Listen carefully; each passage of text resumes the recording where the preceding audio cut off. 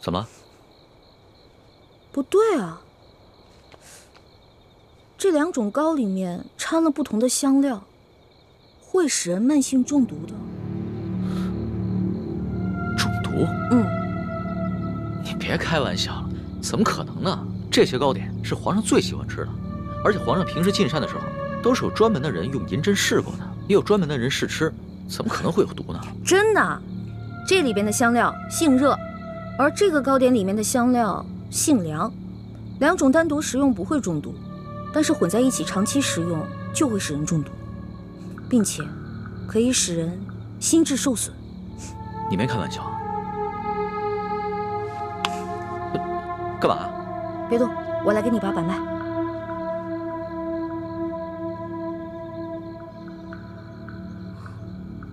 这位小兄弟，你的脉象已经显示你慢性中毒了。那个替皇上试吃的人，不会就是你吧？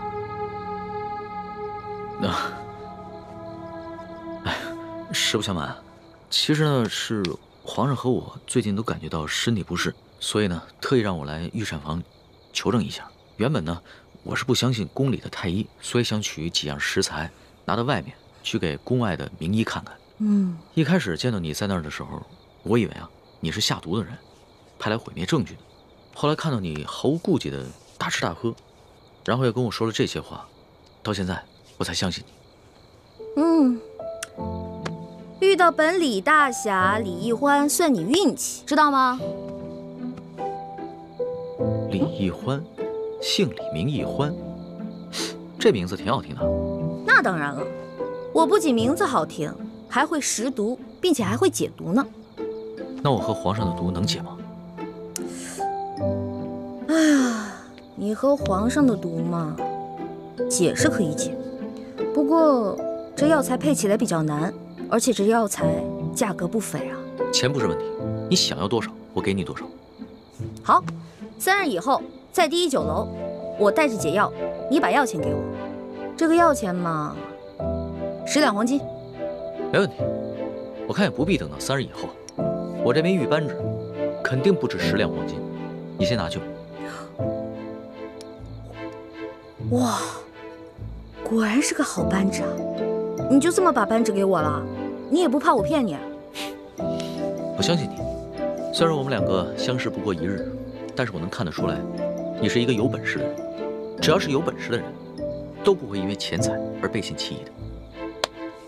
有眼光，我是个有本事的人，我的本事不光这些，还有很多呢。以后有机会慢慢让你见识啊。好啊。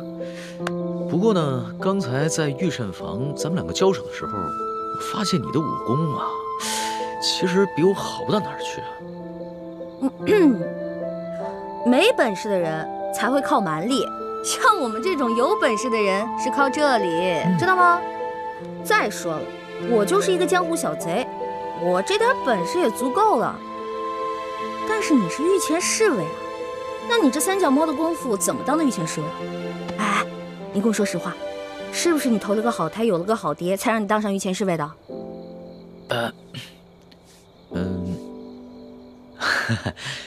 实不相瞒，我确实是投了个好胎，有个好爹。我祖上啊是8旗的贵族，我能随侍皇上，也都是我们家里人帮的忙。任人唯亲，这康熙小皇帝啊，果然不是什么明君啊。哎，也就是你啊，说这样的话，要别人说这样的话呢，我早就拉他去见官了。不过呢，你虽然言语上对皇上不敬，但是我能看得出来，你心思不坏。你这个小兄弟吧，通情达理，仗义疏财。我决定了，你这个朋友我交定了。来，今天高兴，喝酒。我这壶底的酒可不是一般的酒，这个酒呢，是我在山里发现的野山葡萄酒，也不知道哪位仙人何年何月何日酿造的，总之特别好喝。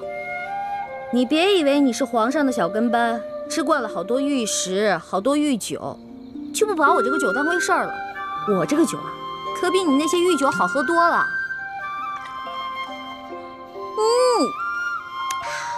爽，尝尝。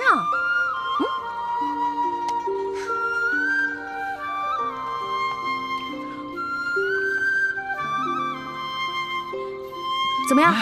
啊，是好酒啊，是吧？多喝点。哎，小兄弟，你是哪儿的人啊？为什么要进京啊？我呀，我就是一个江湖游侠。我进京呢，就是来看一看京城有多繁华，吃遍京城的美食。二呢，我是想找一些珍贵的药材，配一款冰肌雪肤养颜膏，给我姐姐脸上疗伤。你姐姐的脸怎么了？哎呀，别提了，一说到这事儿吧，我就特别内疚。小的时候啊，我背着大人，拉着我姐姐去山里玩。哎，妹妹，咱们回去吧。平日里师傅们都不让咱们上山玩，说山里有野兽，那是他们吓唬咱们呢。走吧。哎呀，走啦！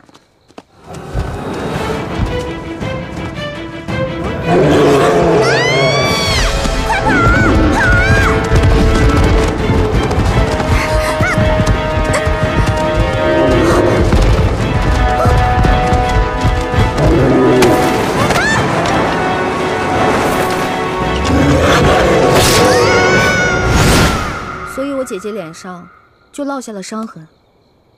我义父是个名医，他说要想治好我姐姐脸上的伤，就得用稀有的药材配成一副冰肌雪肤养颜膏。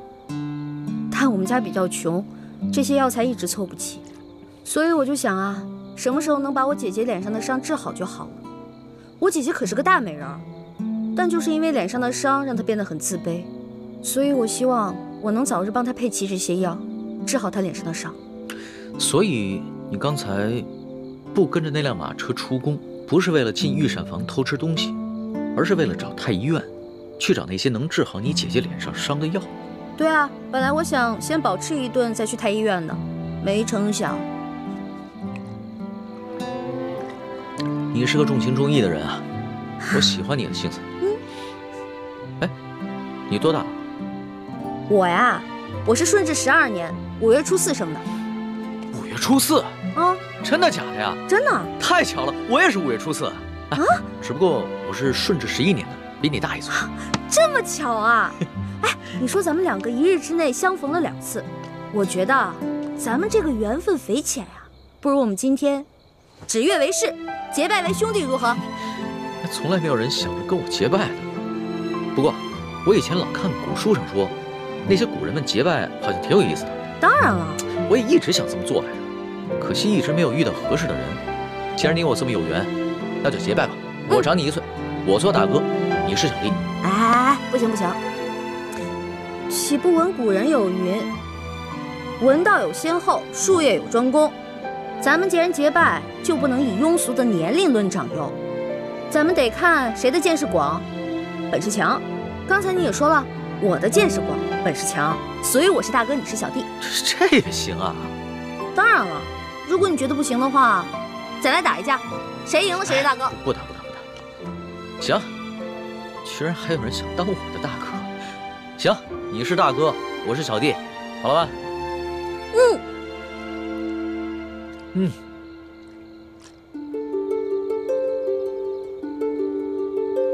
我李易欢，古龙3，今日对着月亮发誓，结为异姓兄弟。从今往后，有福同享，有难同当，永不背弃。同生共死，同甘共苦，如有违誓，天打雷劈。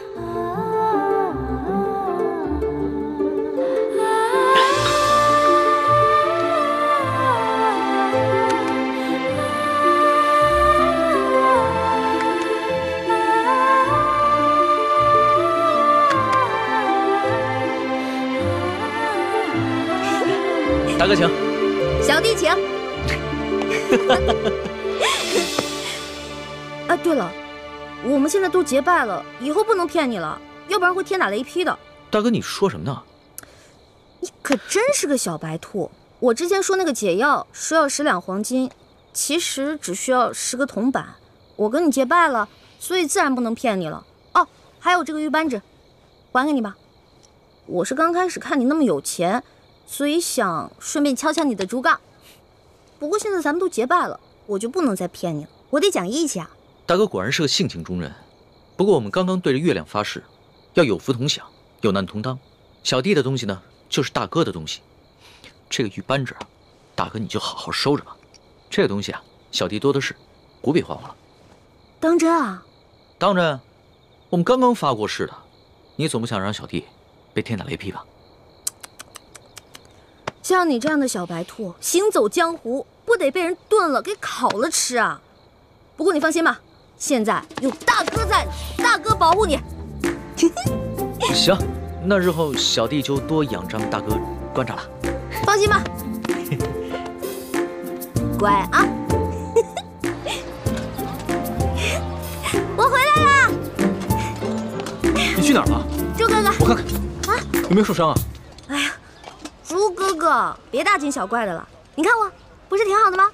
什么事都没有啊。哎，你知不知道，大家为了找你一宿都没睡，各个据点也都派了人，满北京城的找你。樊师妹到现在都没回来。一欢，谢谢你急死我们了。哎呀，对不起嘛，没想到我一夜未归，大家这么兴师动众的。欢妹，你要注意自己的身份。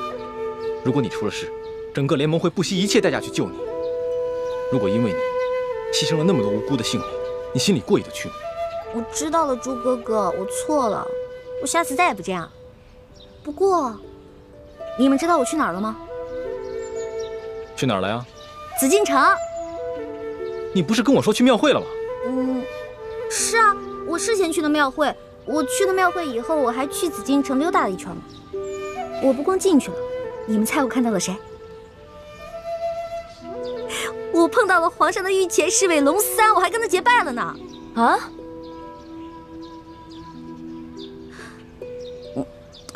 我就知道你们不信我，给我。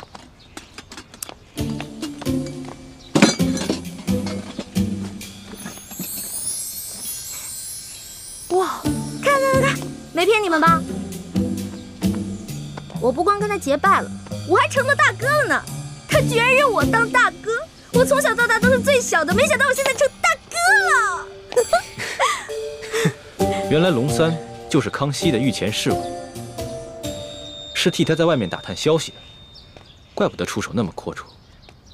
欢妹，你要多跟龙三联系，要挑起康熙跟鳌拜的内斗，也许龙三就是一个重要的突破口。没错，你昨晚不是正巧碰见鳌拜勾结内奸吗？这样一来，小皇帝肯定就更加记恨鳌拜了。可是我跟龙三都结拜了，他是我兄弟啊，我们已经发誓了，有福同享，有难同当。我这样做是不是有点不厚道？欢妹，情有轻重，义有大小。江湖情义固然重要，但那是小情小义。联盟光复大明，那才是大义。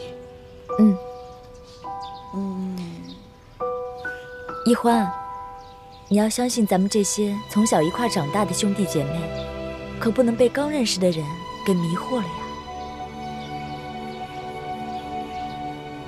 那好吧，我听你们的。皇上头晕的毛病可好些了？略好些了。只是皇祖母，你们都退下吧，和皇后唠些家常。下去。是。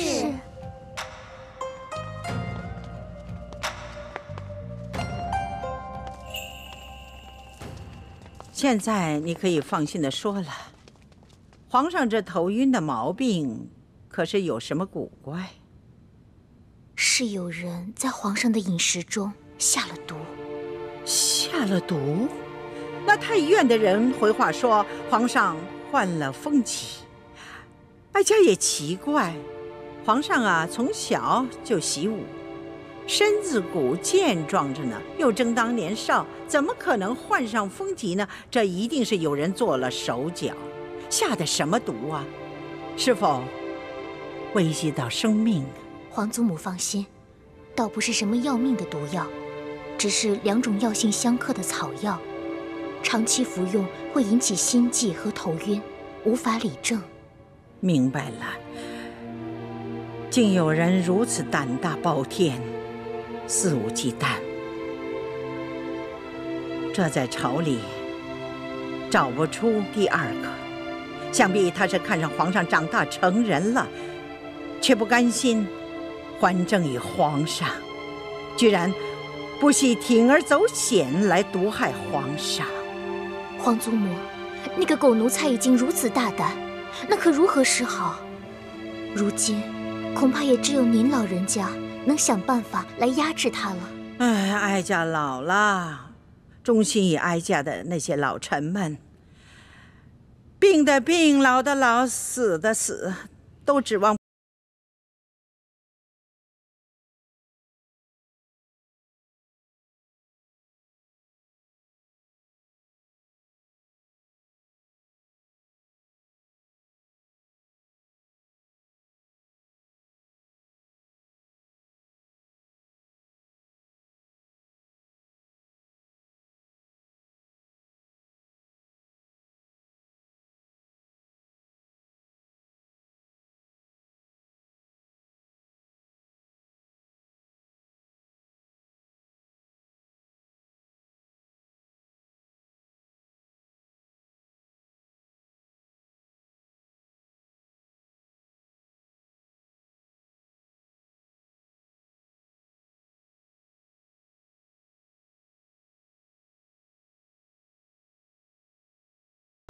给你的，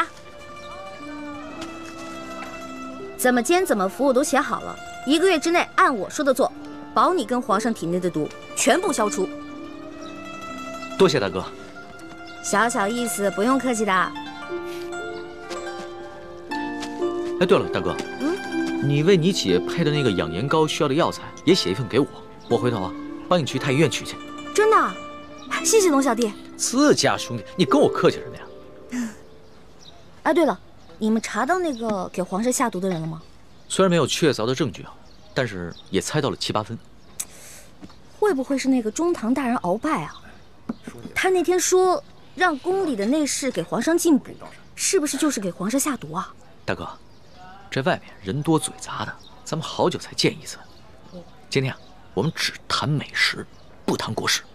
对对对，美食当道，其他的靠边去吧，吃吧。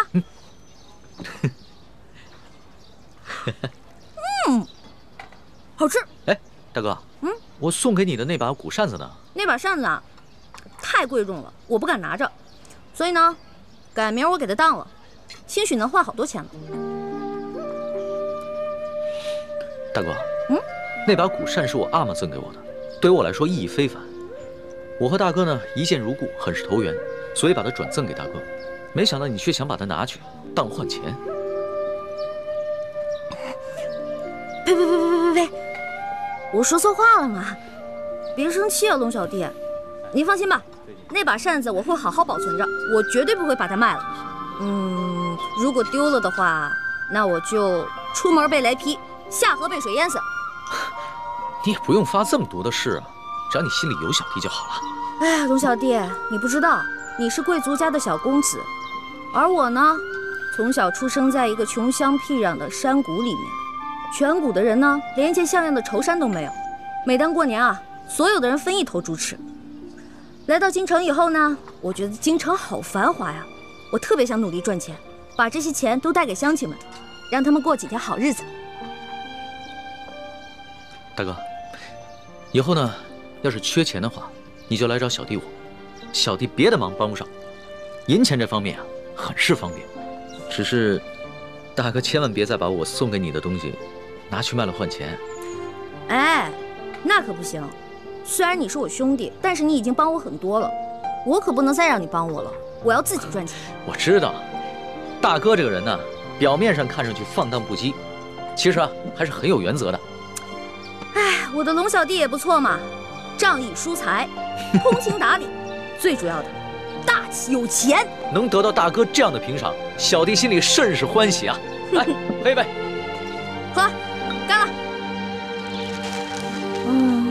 好热呀！为什么这么热还要开会啊？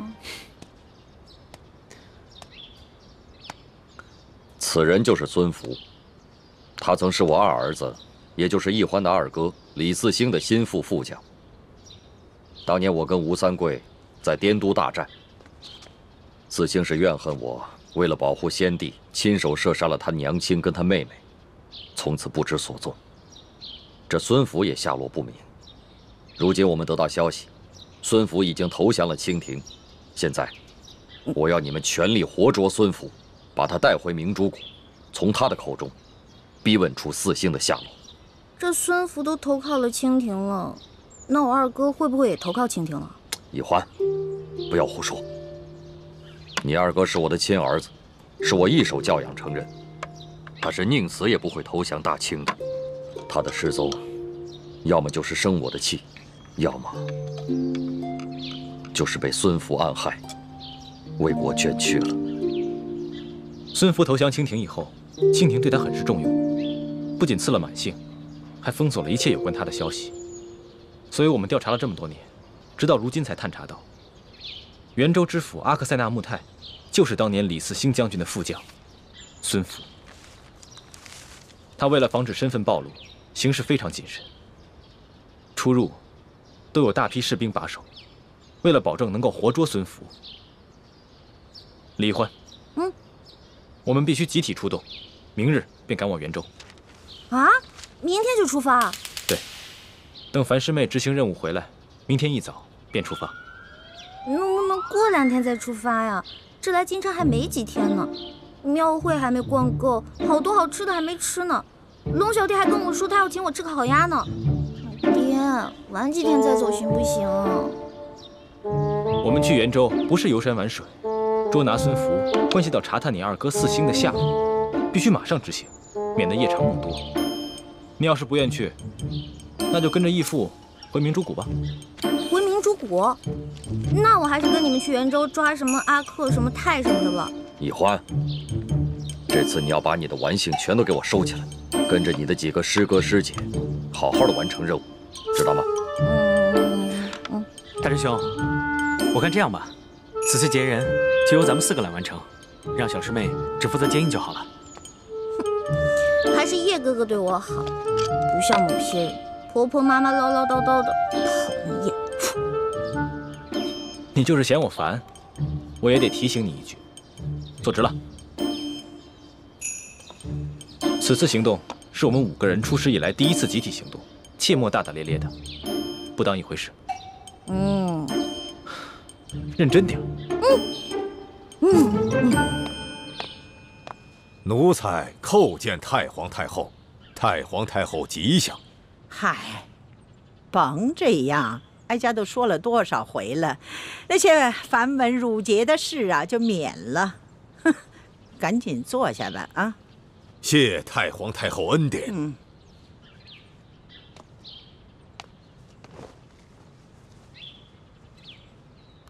不知太皇太后召奴才来，有何吩咐啊？哎呦，哪有什么吩咐啊？也就是啊，看着眼下春光正好，想找几个老人呢，陪着哀家赏赏春光，是不是？这掐指一算呢，也就剩下你这么一个老东西了，能来到这儿跟哀家说说话。是啊，这多尔衮死了有20年了，索尼也死了3年了，多谢太皇太后还念想着奴才。鳌拜啊，你可是我们大清国爱新觉罗氏的大功臣呢，也是哀家的老相知，哀家自然的时时刻刻会想到你。好在皇上已经成人了，哀家这担子呢该卸一卸了，你说是不是？太皇太后所言极是，太皇太后也是不容易啊，辅佐了3代帝王，功盖千秋，真可谓是古往今来女中第一呀！哎呦，什么功盖千秋啊，天下女中第一呀，这都是虚名虚词儿。哀家不过是尽了一点本分而已，哀家就是指望着皇上亲政，这朝廷稳定。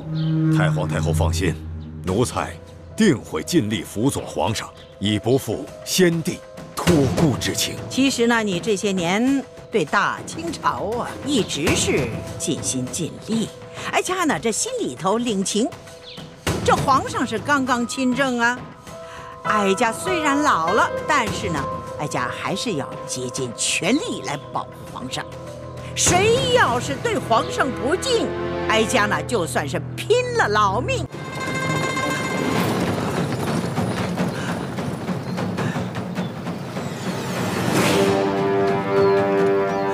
参军们，追！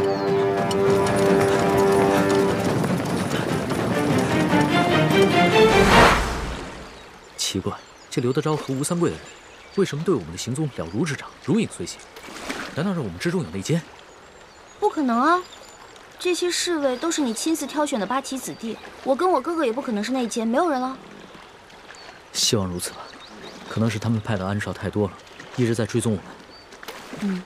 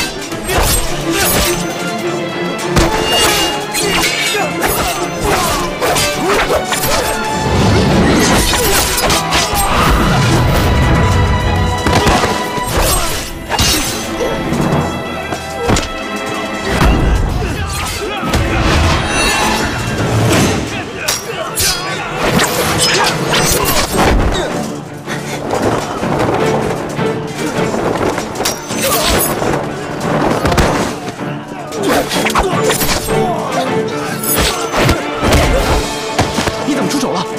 楠楠，你居然会功夫！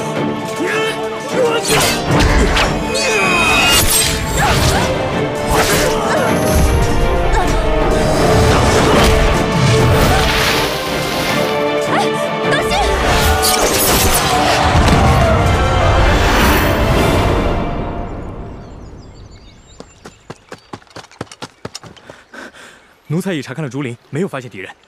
好，知道了。奴才告退。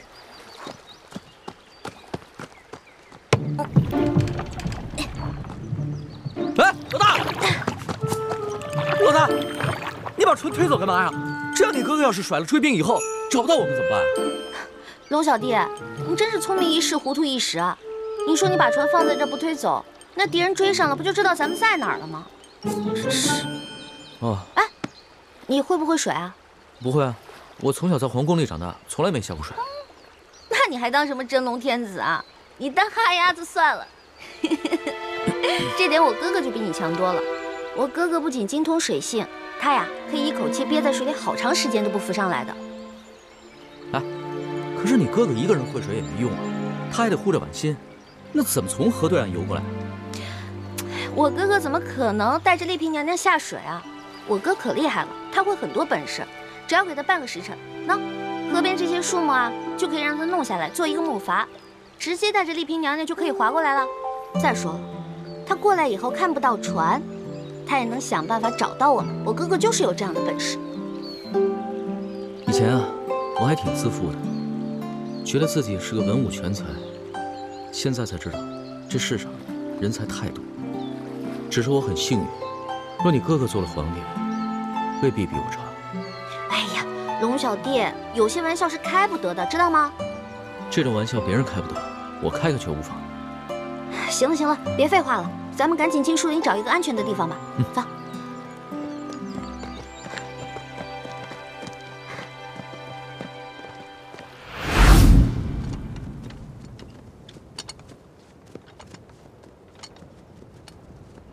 哎，等一下。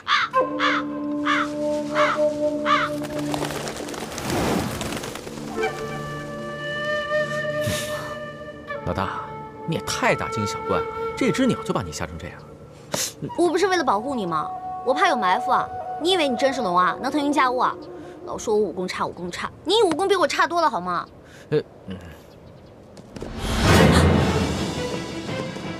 有埋伏！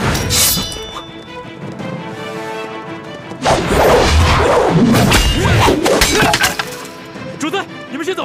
走。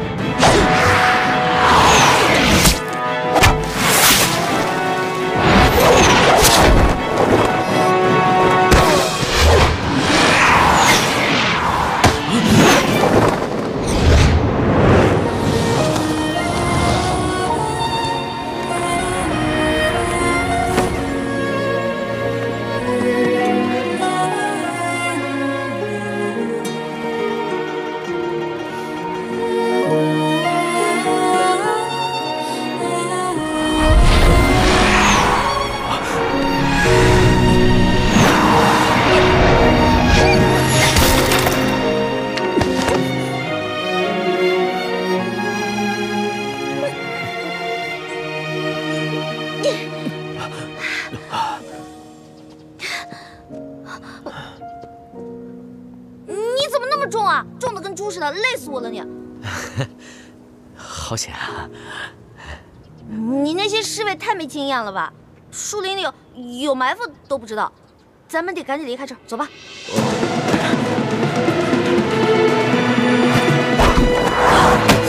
龙小弟！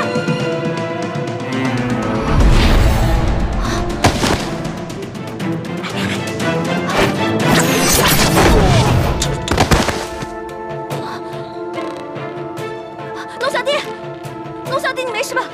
你个笨蛋，准是吸了毒烟了。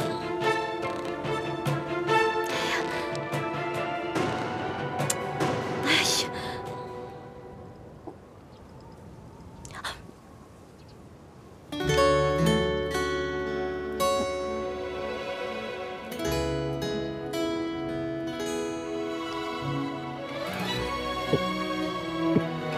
龙小弟，龙小弟，你醒了，没事吧？老大，我做了一个好长的梦。做什么梦了？我梦到有一个美人在亲我。不正经，一醒来就不正经，是不是？老大，我呼吸不过来。你又怎么了？这装的还是真的呀？哎，你别吓我，龙小弟！龙小弟！龙小弟！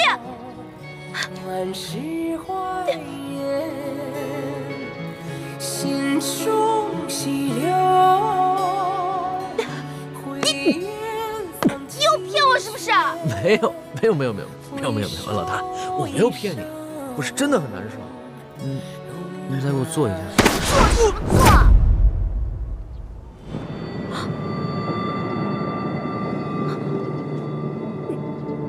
你这次是装的还是真的呀？龙小弟，你别跟我开玩笑啊！龙小弟，龙小弟，龙小弟，醒醒啊！龙小弟！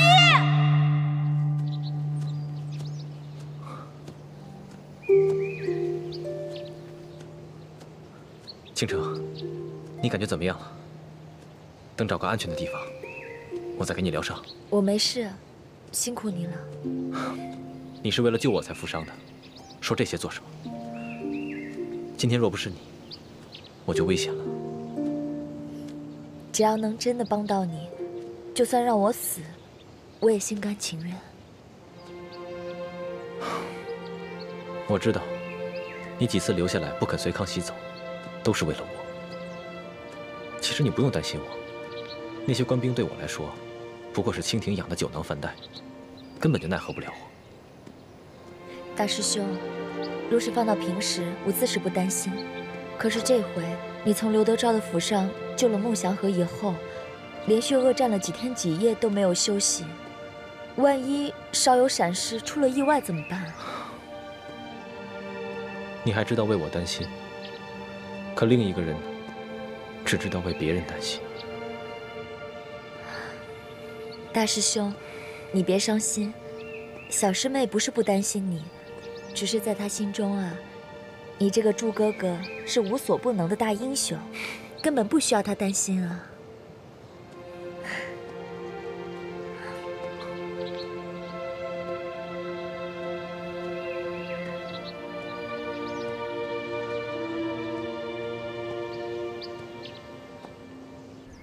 臭死了！你说你吃那么多干嘛呀？你哪是龙啊？你就是一头猪！你才是猪呢！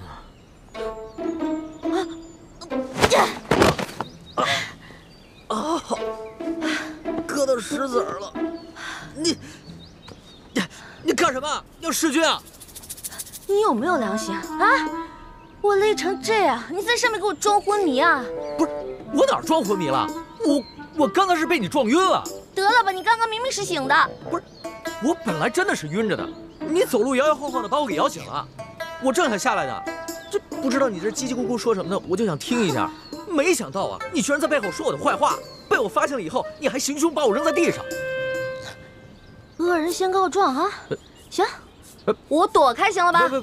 哎，老大，你不是你别生气啊！我请你吃好吃的还不行吗？不是，哎，老大，哎，我这屁股坏了，我追不上我。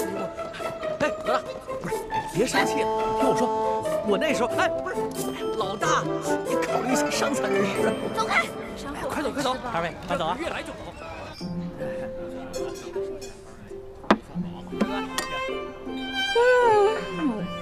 酒足饭饱，好幸福啊！不过，我大哥跟丽萍娘娘不知道怎么样了。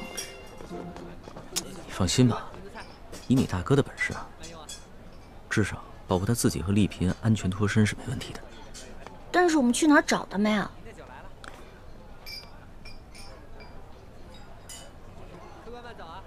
眼下整个山西都不安全，咱们只能顺着道往京城走。要是能在半路上遇见了，那当然最好；如果不行的话，就只能在京城碰面了。嗯，也只能如此了。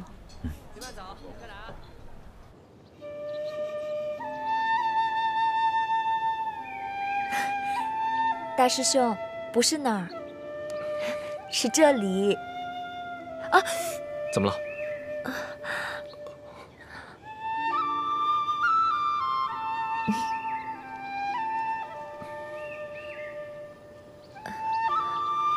大师兄，现在啊，你是大夫，我是伤者，治伤的时候不用拘于男女之礼。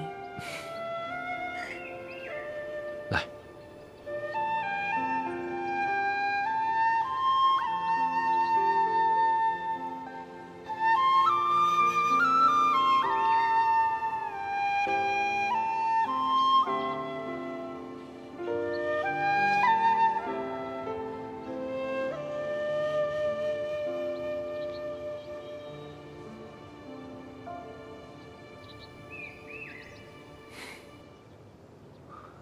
我们这一路上，自离了太远，就遭到吴三桂、刘德昭两路人马的追杀，实在是太蹊跷了。你的意思是说，为什么他们对我们的行踪和计划了如指掌？对，我怀疑我们内部出了奸细。很有可能，我估计应该是康熙的侍卫里有内奸，多半是鳌拜的党羽。也可能是吴三桂的人，他在清廷当中安插了不少的眼线。既然这样，那我们就离间康熙和吴三桂的关系，让他们君臣内斗。我也是这么想的。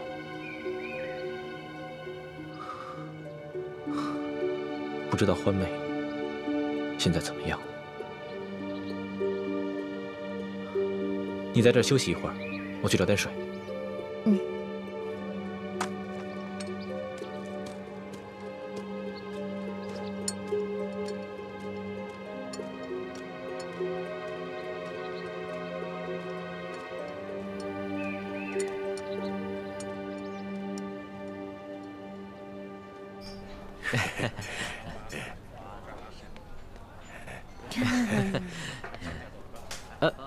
钱呀！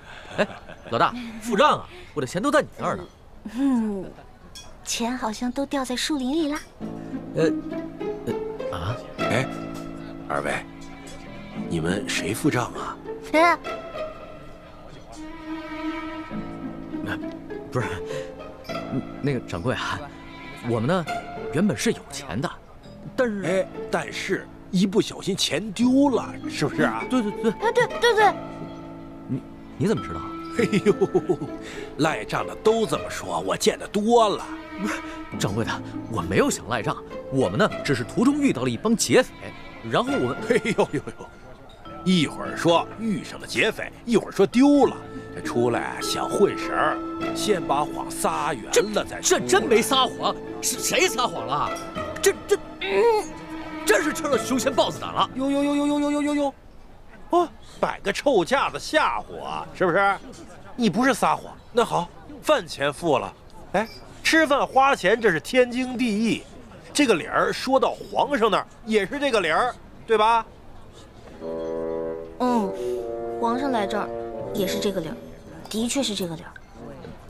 不是，这掌柜的，我没有不给钱的意思。那你给钱，快把钱给了。老大，要不然你先把你那个金镯子拿出来，回头我给你买几个玉。不可能！这个金镯子是我另外一个兄弟给我买的生日礼物。那日在太原帮你当了一袋粮食，后来有一天好不容易赎回来了，这才几天还没带热乎呢，不能给你。哎，掌柜的，要不然这样，我们呢给你写个欠条，回头我让人给你送过来，我给你送10倍啊，不对，我给你100倍。哎呦，啊呸！还10倍100倍，这混神的我见得多了，可没见过像你这么笨的。你撒着谎，小孩都不信。我真的没有撒谎，我家里真的很有钱。你别说10倍100倍了，1000倍10000倍我都给得起。掌柜，你醒醒好吧，好吧，回头真有重赏，还有重赏啊！哎呦嘿，我可等不及重赏了，我先赏你。小二，有，还有吃霸王餐的，谁？他们俩，给我捆了，送衙门。站住！一般遇到这种情形，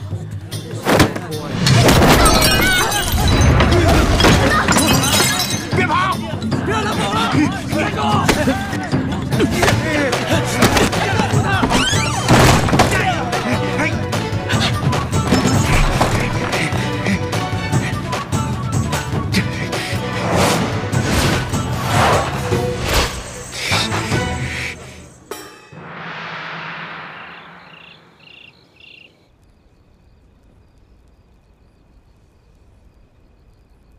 想不到我堂堂大清皇帝，居然沦落到付不起饭钱，还被市井小民追着满街跑。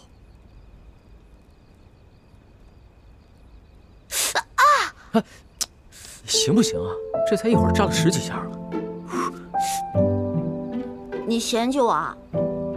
这还是我第一次拿针线呢，以前都没有过。这么说，你是把第一次给我了？当然了。哦。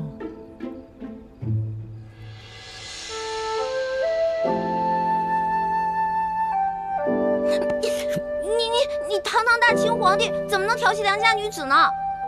烦死了！别着急啊，第一次慢慢来。听不见，听不见，听不见，听不见，听不见，听不见，听不见！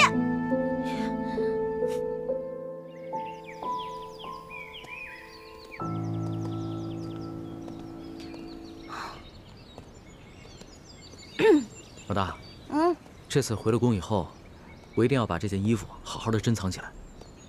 至于吗？不就缝得差了一点吗？你还存起来，好随时嘲笑我是吧？老大，我是跟你说认真的。我贵为天子，却被自己提拔的官员追得如此狼狈。这次出去对我来说意义太重大了，所以我要收藏好这件衣服，好时刻提醒自己做一个好皇帝。我要建立一套行之有效、提拔监督官员的制度，这样天下才能太平。说得好，龙小弟。哎呀，也不枉我昨天帮你缝衣服扎破手指了。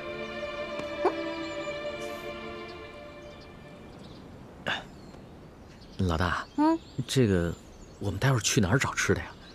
距离昨天咱们吃的那个霸王餐已经12个时辰了，我前胸都贴后背了。放心吧，有老大在，绝不会让你饿肚子。走。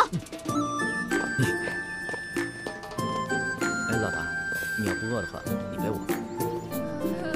哎，老大，看到了吗？有一个富商啊，他母亲这个月过80大寿，所以准备在这儿施粥半个月呢。哦，老大，你不让我去当叫花子吧？不当叫花子当什么？咱们俩去酒楼当大爷啊！之前那次是运气好能逃脱，就咱俩这3脚猫的功夫，打又打不过人家，身无分文，怎么逃啊？那我就问你一句话，你现在想要脸面，还是想要命啊？那还是要命吧。小招了，小招了！还好这边的百姓都不认识我。谁认识你啊？走吧。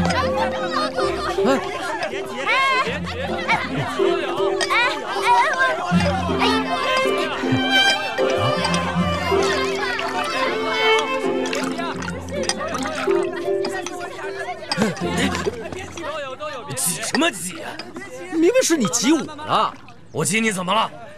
我比你爹岁数还大，就你这样子，还和我们这些老不死的抢一碗稀粥，你知羞不知羞啊你？毛蛋，再来一碗。没了啊！回去吧啊！没了。啊，没了啊！今天都没了。没了，下次再来吧。哟，后生，你来晚了，这都没了。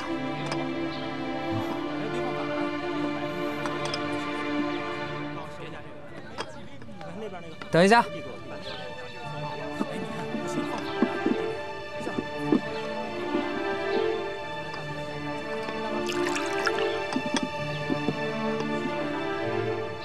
给。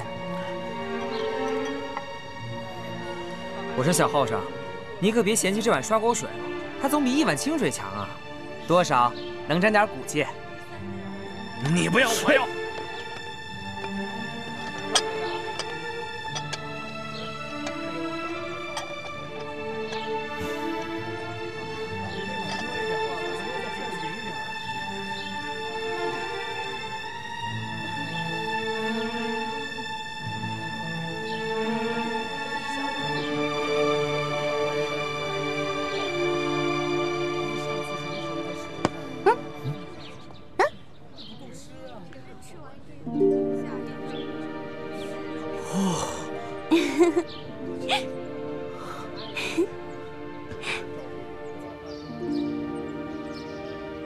怎么样，好喝吗，龙小弟？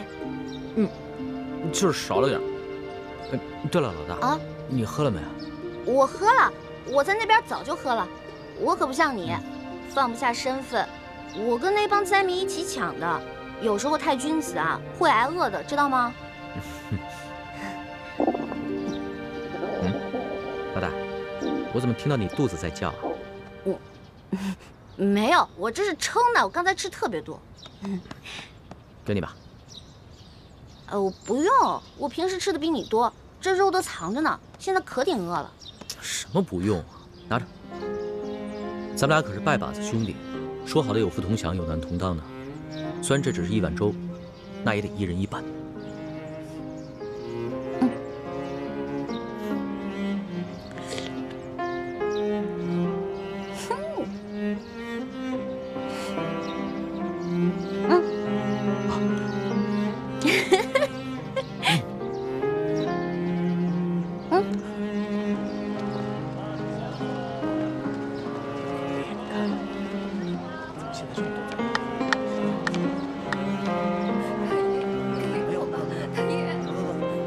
不行，我得想个法子，尽快回京城。我要是在这儿多耽搁一天，百姓们就得多受一天的苦。这里离京城千里之远，就算走一天100里，也得走10多天呢。要是能雇辆马车就好了。雇马车啊，我问过行情了，从这儿到京城雇辆马车5两银子，你有吗？哎，我现在算是知道了，什么叫做有钱男子汉，没钱汉子难。老大，要不然你把那……公子，少一点吧，我真的没有了。没吃饭。谢谢公子，谢谢公子。给我一点吧。好吃没有？老大，你就让我把那个金镯子给当了吧。等我回了京城以后，立马让人帮你赎回来。不行不行啊，我这个金镯子是我一个兄弟送我的，我那个兄弟心思很重的，如果他知道我把金镯子当了，他一定会很难过的。哎呀，你自己想办法赚钱嘛，别老打我金镯子的主意，行不行？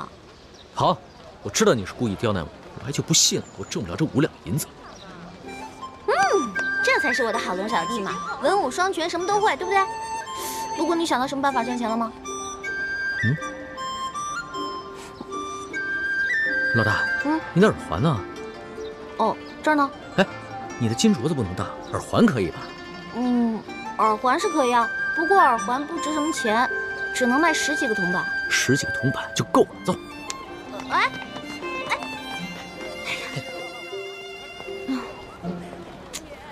不妥不妥啊！我认为你这个方法非常不妥。明明耳环换来的铜板可以买2个烧饼吃，你非得买这些笔墨纸砚干什么？我卖了字儿以后，你还吃烧饼啊？我给你买10只烤鸭，让你边坐着马车边吃着烤鸭回京城。吹吧吹吧，反正大清吹牛不上税。老大，你别门缝里看人，把人看扁了。我自幼好学工书，不到10岁的时候啊，这朝中诸位大臣啊，对我的字儿那是争相收藏。民间更是一字难求啊。如今我沦落在此啊，拿自己的字儿换一点盘缠，不管是谁买了，那都会当成传家宝的。是啊，你最棒，你最厉害，你是皇上，你说了算。发钱了！哎，来客了，来领钱了！你看看，我就说了吧，我字儿有人喜欢。发钱了！发钱了啊！都有啊，排好队，企业都有。你的，看到了吧？你的字在他们眼里还没个铜板实惠呢。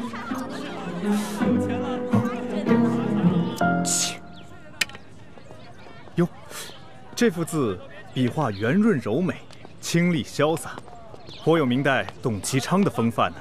在世道好的时候，应该能卖几两银子。你居然能从我的字里边看出董其昌的风范，看来你对书法颇有研究啊。不瞒二位，在下萧凤生是也。啊，我想起来了，你就是山西第1大才子萧凤生是吧？惭愧惭愧啊！哎，你是否画过一幅古道西风图啊？有啊，不过我当时送给了京城一位友人。听说此画几经辗转到了皇上手里，皇上爱不释手。怎么，你见过此画？啊，那倒没有。我有一个乡亲啊，他有一个远房亲戚在朝中做官，然后我听过这个事儿而已。哦，哎，可是你为什么不卖字画，要在这儿乞讨为生呢？世道不堪，灾荒之年，老百姓连饭都吃不上，哪还有什么闲钱买我的劳师字画呢？我又不愿攀附那些达官显贵，也就只得乞讨度日了。富贵不能淫，贫贱不能移，怪不得先生能画出连皇上都欣赏的大作来。这位兄台倒是萧某的知音呐。不过我也没有别的东西可赠，这枚铜钱我就赠与兄台，好歹也能买碗薄粥。告辞了。哎。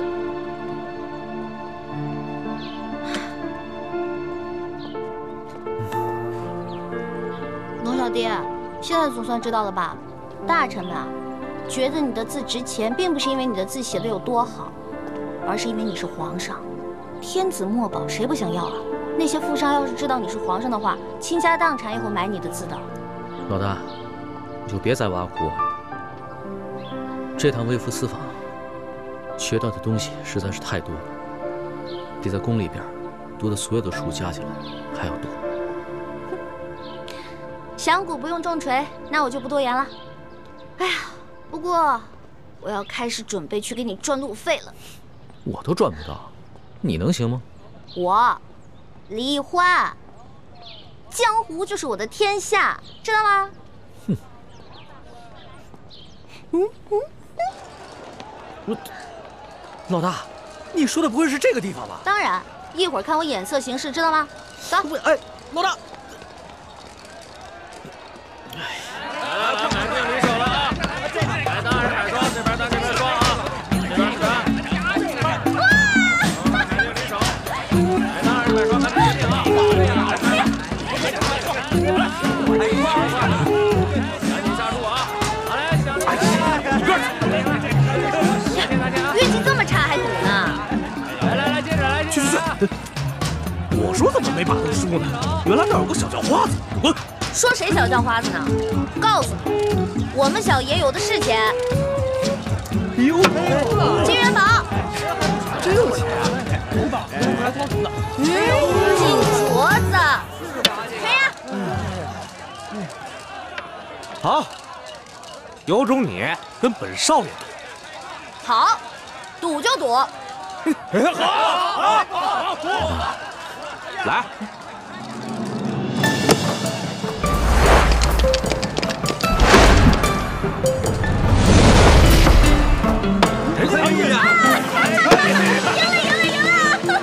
我的，拿上，我们的，再来，再来，来，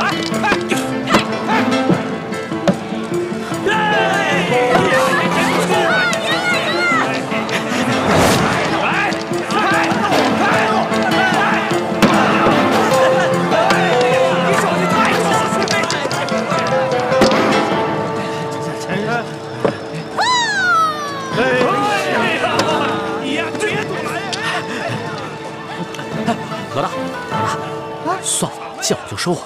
哎呀，我正玩得兴起呢。老大，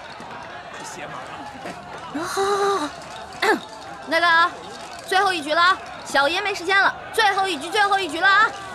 最后一局，快压了，全压上，一把给翻回来，一把定输赢。对。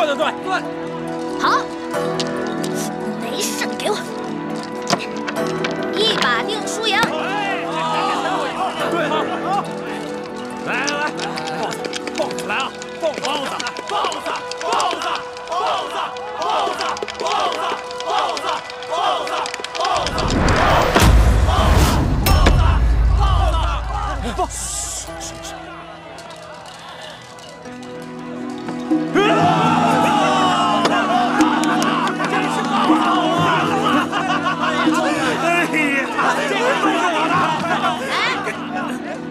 哎，你干什么？小爷这骰子还没摇开呢。开啊！倒是开啊！对呀，你还能开什么呀？等着啊！来，随便来啊！开呀！真是要开就开！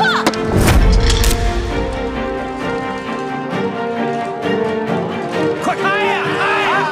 看好了啊！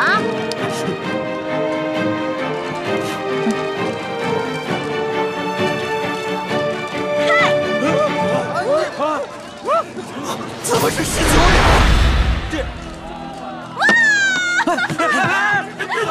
抢什么？都是我的！抢什么？这仨骰子怎么可能要出19点啊？你出老千啊？不是，肯定出老千。对呀，我又没多一个骰子，这是小爷的本事，自己没本事还怪我，有你这样的吗？出老千，不能算这个，这肯定出老千，咱不能让他走。这把不能算，再来一把。哎，官兵来抓赌了！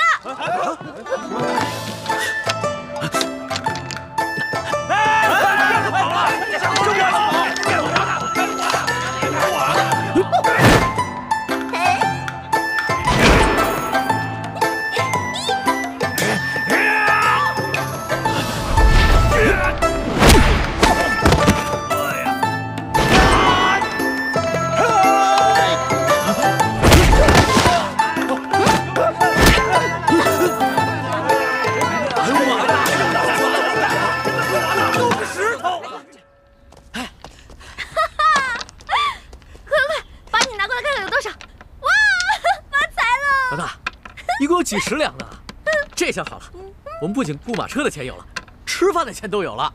老大，你真行。那当然了，要不然怎么做的你老大呢？哎，拿过来啊！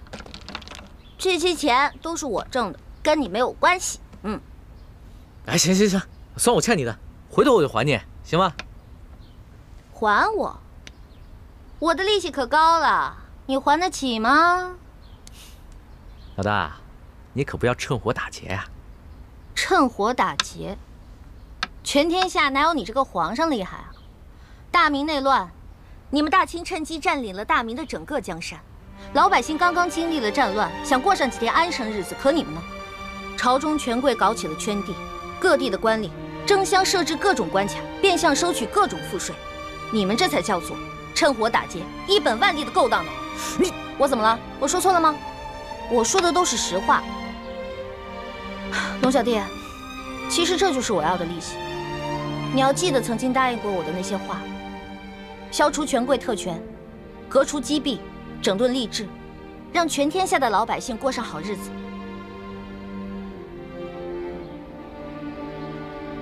好，我答应你，这个利息我一定还。一言为定。一言为定。盖章。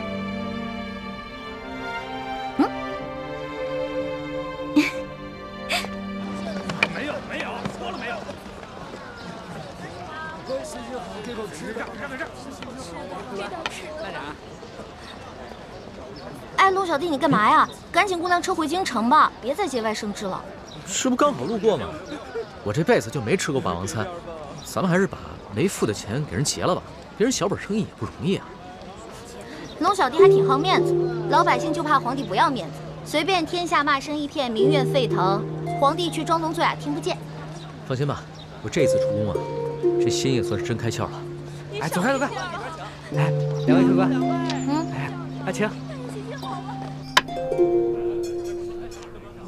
掌柜的，这是上次欠你的饭钱，够吗？哎呀，二位，你们客气了，够了，够了，够了。是不是没想过我们会回来呀？哎呀，哪能啊！二位都是正人君子，肯定会回来。按照我的做派呢，就像你上次那么奚落我，就可以抵了这顿饭钱。不过呢，我小弟为人正直，非要拉我回来还你钱不可。哎呦，是啊是啊，哎，二位爷，不是小的粗俗势力，小本生意都亏不起。这么着，我再请二位用一餐，算我对你们上次那个赔罪，你看如何？不必。哎，可以可以可以，有酒有肉。老大，吃白不吃嘛？不是你，没事儿，人是铁，饭是钢嘛，吃饱以后再上路啊。万一一会儿路上想买好吃的没有了呢？而且你看老板人家多有诚意啊。就是嘛，哎，赏个脸，二位赏个脸啊！哎，小二，快，请二位爷楼上上雅座。哎，好，哎，这边挑雅座啊！走，哎，小心落地。哎，慢点。啊！好，好吃。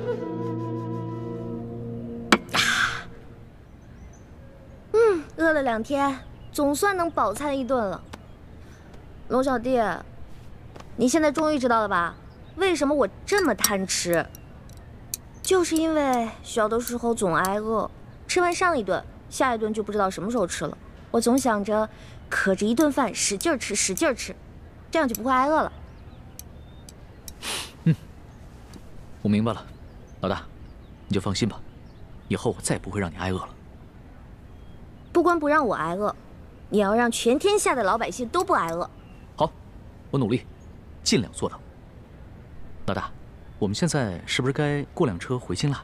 可以啊，我们要把这些点心都带上，饿的时候可以吃啊。也是啊，这里的旱情虽然没有太原的严重，但是估计路上要买到吃的也挺难的。来，再吃点。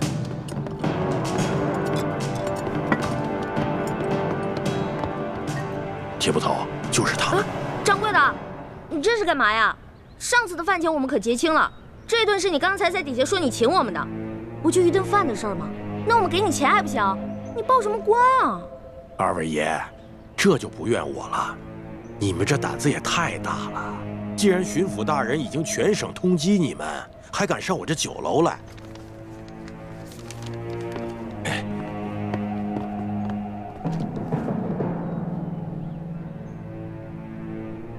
想不到我身为大清皇帝，竟然被自己任命的官员通缉，惶惶如丧家之犬。下一章。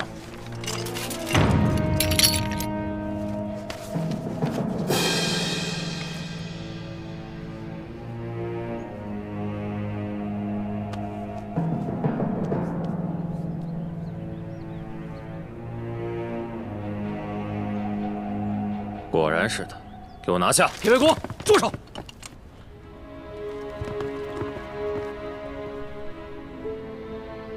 你认识我？我虽不认识你，但我知道你是谁。你做了20多年的捕头，破获无数刑案，抓过无数盗匪，屡受朝廷的嘉奖。去年你因公致残没了左手，皇上特意恩诏，命宫中的能工巧匠帮你打造了这只可以伸缩的铁手。你怎么知道我这铁手是皇上亲自下诏打造的？你知道我是谁吗？你是谁？你是巡抚大人下令通缉的要犯龙三。那你可知巡抚大人为何事要通缉我？当然知道，假冒钦差，伪造圣旨，勾结牛角寨的山匪，打劫官粮官银。铁卫国，你误会了，这通缉令上的案情另有内情。我乃是真的钦差，是皇上下密旨让我来山西公干的。公干？